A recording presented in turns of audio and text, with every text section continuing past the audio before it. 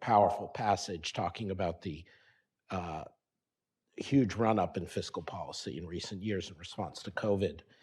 So have among, not just you, but among finance ministers, among legislators in the major economies, including Singapore, do you think attitudes have changed? Do you think we've come out of COVID and said it's time to consolidate? Have we come out of COVID and said, hey, discretionary fiscal policy is really good, let's do more?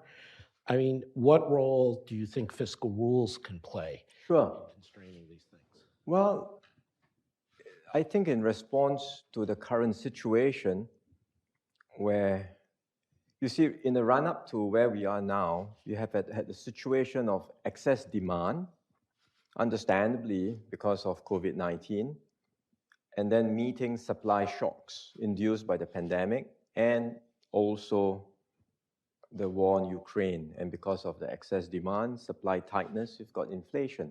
And given the current situation, the threat of inflation, the threat of slower growth, even the threat of stagflation, both monetary and fiscal policies have a part to play.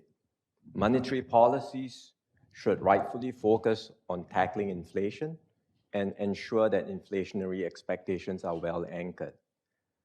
Then on the fiscal front, there is certainly scope to be more accommodative to cope with the impact that may happen on the real economy.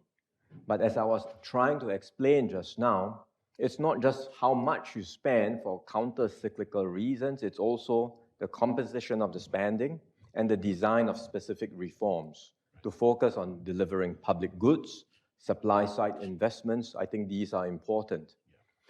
I think there is also scope for fiscal rules to ensure sustainable public spending, particularly on debt financing. It's unfortunately on this matter, the track record of many advanced economies is not been encouraging. It's just a one-way trajectory for debt to go up. It used to be in crisis, debt goes up. In peacetime, debt comes down because you pay off the debt.